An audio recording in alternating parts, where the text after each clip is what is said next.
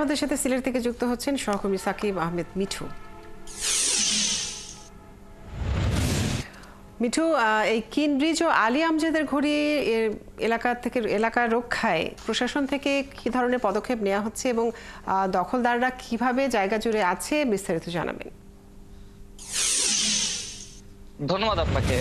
যেমনটা আপনি বলছিলেন, আসলে সিলেটের যে ঐতিহ্যবাহী জায়গা এটি হচ্ছে ব্রিটিশ গভর্নর মাইকেল কিনের নামে এই কিন ব্রিজটির নামকরণ করা হয়েছিল এবং এই যে বিশাল আলী আমজাদের ঘড়ি, এটি যেহেতু সিলেটের প্রধান প্রবেশ মুখ বলা হয় থাকে এবং সুমা নদীর পাড়ে এটি একটি নদী বন্দর হয়ে ছিল এক সময়, যার কারণে এই ঘড়ি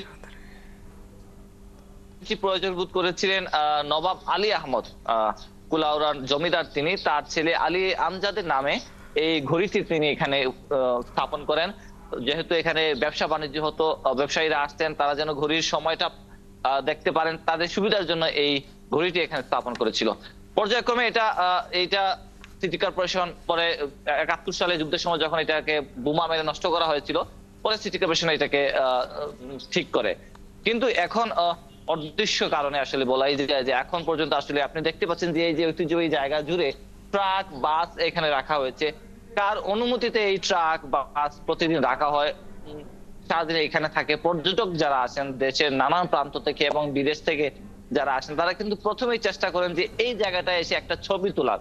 কিন্তু এই জায়গার যে পরিবেশটা থাকে, আসলে অনেকেই আমাদের কাছে হতাশা জানিয়েছেন, কারণ একটি ঐতিহ্য এবং ইতিহাসের ধারক বাহক হয়ে যে জিনিসটি দাঁড়িয়ে আছে এখনো ব্রিটিশ আমল থেকে, সেটাকে এইভাবে অযত্নে রাখা হয়েছে। এটা নিয়ে খুবই সিলেটবাসী হতাশা জানিয়েছেন।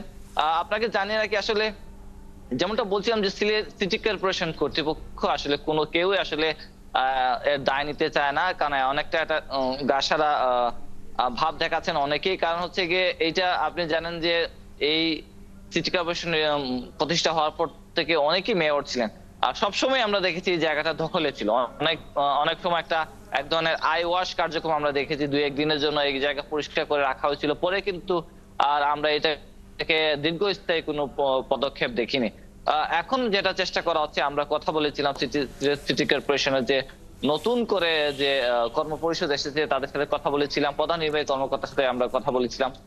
তিনি জানিয়েছেন যে সবার সাথে মিলে জেলা প্রশাসন, সিটি কর্পোরেশন, ট্রাফিক পুলিশ সবার সাথে একত্রিত তিনি একটি মিটিং করার চেষ্টা করবেন, আলোচনা করার চেষ্টা করবেন এবং সবাইকে নিয়ে সবাই মিলে একটা কার্যকরী ব্যবস্থা নেবেন, যেমনটি বলছেন আপনি।